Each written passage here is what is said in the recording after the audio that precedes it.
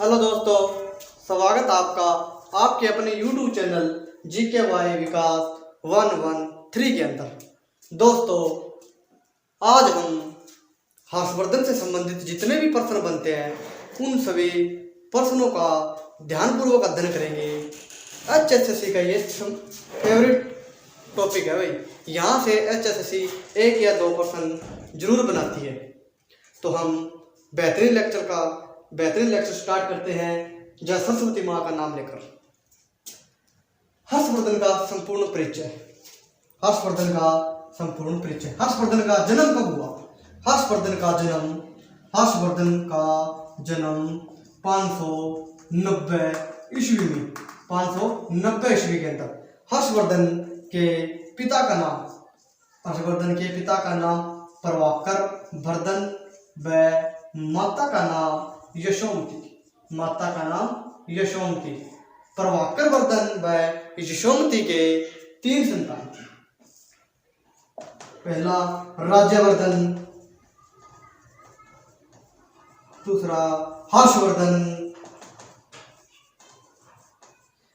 इनकी एक बहन थी राज्यश्री।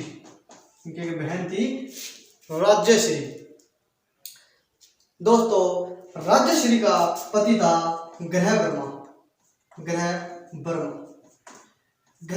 को मार दिया था भाई। किसने मार दिया था? तो मालवा का शासक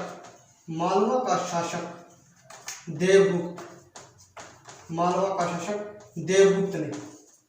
ग्रह वर्मा को किसने मार दिया था? मालवा के शासक देवगुप्त ने। अब देवगुप्त को कौन मार देगा?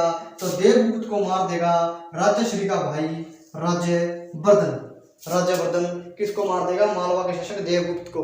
देवगुप्त का एक मित्र था दोस्तों, क्या नाम था? शशांक। वही शशांक है जिसने बोधि वृक्ष कटाया था। क्या कटाया था? बोधि वृक्ष कटाया था। यह सेवद्रव का अन्याय था। तो शशांक किसको मार देता है? शशांक राज्यवर्धन को मार देता है। राज्यवर्धन को। हर्षवर्धन का राज्याभिषेक कब हुआ? हर्षवर्धन का राज्याभिषेक 606 ईस्वी में, 606 ईस्वी के अंदर। शताब्दी पूछी जाए तो 7वीं शताब्दी। हर्षवर्धन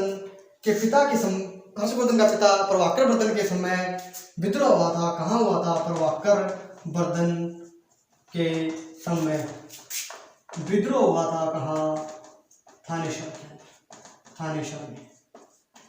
थानेश्वर का विद्रोह दबाने जब प्रभाकर वर्धन जाता है तो वहां पे मारा जाता है और हर्षवर्धन की माता यशोमती क्या हो जाती है? इनके साथ सती हो जाती है।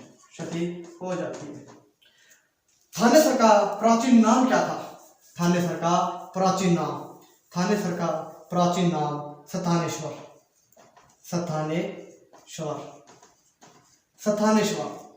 HSC प्रश्न पूछती है, तानेश्वर का शिव मंदिर किसने बनवाया? तानेश्वर का शिव मंदिर किसने बनवाया? तो पुष्यभूति वंश ने। और हर्षवर्धन भी किस वंश का राजा था? पुष्यभूति वंश का राजा था। प्रभाकर वर्धन राजा कब बना था? प्रभाकर वर्धन राजा बना 580 ईस्वी में। और राज्यवर्धन राजा कब बना था? राज्यवर्धन राजा बना था 605 ईस्वी के अंदर। राज्यवर्धन कब राजा बना था? 605 ईस्वी के अंदर। 605 ईस्वी के अंदर। हर्षवर्धन के शासनकाल के दौरान चीनी यात्री आया था भाई। उस चीनी यात्री का क्या नाम था? HSC पता नहीं कितनी बार इस प्रश्न को पूछने का काम किया कि चीनी यात्री कौन आया था? तो चीनी यात्री आया था कौन? अवेन शाह। कब आया था? 629 ईस्वी में। 629 ईस्वी में। हरियाणा में रहा 634 से लेकर 644 तक।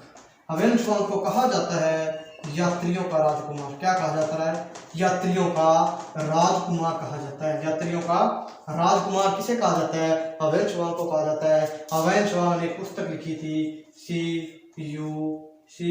यू की। कौन सी पुस्तक लिखी थी?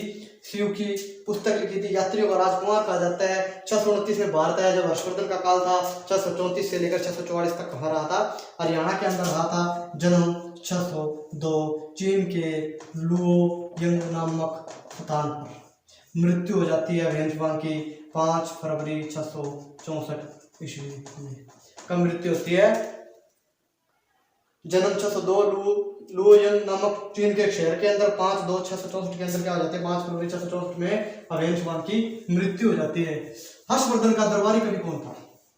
हर्षवर्धन का दरबारी कवि कौन था? तो दोस्तों हर्षवर्धन का दरबारी कवि बाणभट्ट। कौन था? बाणभट्ट। बाणभट्ट ने कौन सी पुस्तक लिखी थी? हर्षचरित्र। हमें हर्षवर्धन के बारे में कहाँ से जानकारी मिलती है? तो हमें हर्षवर्धन के बारे में हर्षचरित्र से जानकारी मिलती है जो बाणभट्ट ने लिखी थी। बाणभट्ट ने कादम्बरी भी लिखी थी। कादम्बरी जो भारत का क्या है? पहला उपन्यास है। जो भारत का पहला उपन्यास है। हर्षवर्धन और पुलकेशिन द्वितीय के बीच एक युद्ध हुआ था। वह युद्ध कब हुआ था? तो हर्षवर्धन प्लस पुलकेशिन द्वितीय के बीच युद्ध हुआ। कब हुआ? 634-35 ईस्वी में। 634-35 ईस्वी के अंदर पुलकेशिन द्वितीय और हर्षवर्धन के बीच युद्ध होता है। जीतता पुलकेशिन द्वितीय, हार जाता है हर्षवर्धन। किस नदी के किनारे हुआ था? नर्मदा नदी के किनारे। नर्मदा नदी के किनारे। नर्मदा नदी के किनारे। नर्मदा नदी के किनारे। यह जानकारी हमें कहां से प्राप्त होती है कि हर्षवर्धन और पुलकेशिन द्वितीय का युद्ध हुआ था? तो ए और अभिलेख से। ए और अभिलेख से। पुलकेशिन किस वंश का राजा था? चालुक्य वंश का राजा। चालुक्य वंश का राजा था। चालुक्य वंश का राजा था। कौन था? पुलकेशिन द्वितीय। और 634-35 ईस्वी के अंदर इनका युद्ध होता है। पुलकेशिन द्वितीय जीत जाता है। नर्मदा नदी किनारे। ए और अभिलेख में ये जानकारी देता है। हर्षवर्धन की मृत्यु कब होती है? 647 ईस्वी में। हर्षवर्धन ने 3 पुस्तकें लिखी थी। रत्नावली,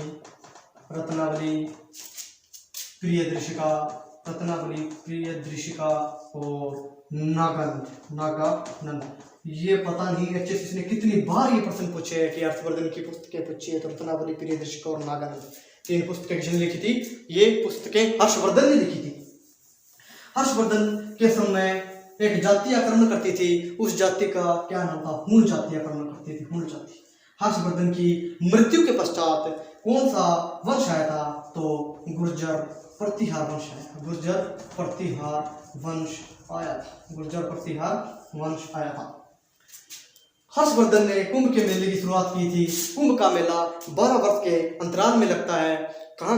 भारत के 4 स्थान पर कुंभ का मेला लगता है। उज्जैन, शिप्रा नदी के किनारे, हरिद्वार गंगा नदी के किनारे, गोदावरी नासिक नदी के किनारे, और जिसे इलाहाबाद प्रयागराज जैसे संगम नगरी बोला जाता है। गंगा यमुना और सरस्वती का संगम है जहाँ पर, वहाँ पर भी कुंभ का मेला लगता है। 12 वर्ष के अंतराल के अंदर ये लगता है। पहली राजधानी हर्षवर्धन की कौन सी थी? थानेसर। पहली राजधानी थानेसर। पहली राजधानी थानेसर। थानेसर कहाँ पर है? कुरुक्षेत्र के अंदर है। कुरुक्षेत्र के अंदर थानेसर कहाँ है? कुरुक्षेत्र के अंदर है। कुरुक्षेत्र में सबसे पहले विश्वविद्यालय कहाँ बना था? कुरुक्षेत्र के अंदर 1956 के अंदर। 1956 के अंदर हमारे पहले राष्ट्रपति श्री डॉक्टर राजेंद्र प्रसाद ने इस विश्वविद्यालय की नींव रखी थी। और इसमें उस समय एक विभाग होता था, संस्कृत विभाग होता था। हर्षवर्धन की दूसरी राजधानी कन्नौज। हर्षवर्धन की दूसरी राजधानी कौन सी थी? कन्नौज। कन्नौज को क्या कहा जाता है? खुशबुओं का शहर कहा जाता है। किसको? कन्नौज को खुशबुओं का शहर कहा जाता है। दोस्तों अब आपको हर्षवर्धन के बारे में कौन कौन से सन याद रखने हैं? 590 ईस्वी में जन्म। 590 ईस्वी के अंदर जन्म 590 ईस्वी।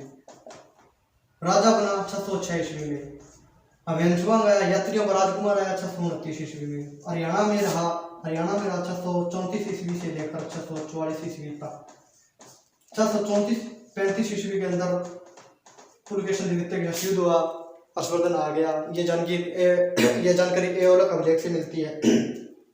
हर्षवर्धन की मृत्यु 647 ईस्वी। ये डाटा है भाई। प्रभाकर वर्धन इसका पिता राजा बना 580 के अंदर और राज्यवर्धन राजा बना था 605 ईस्वी के अंदर।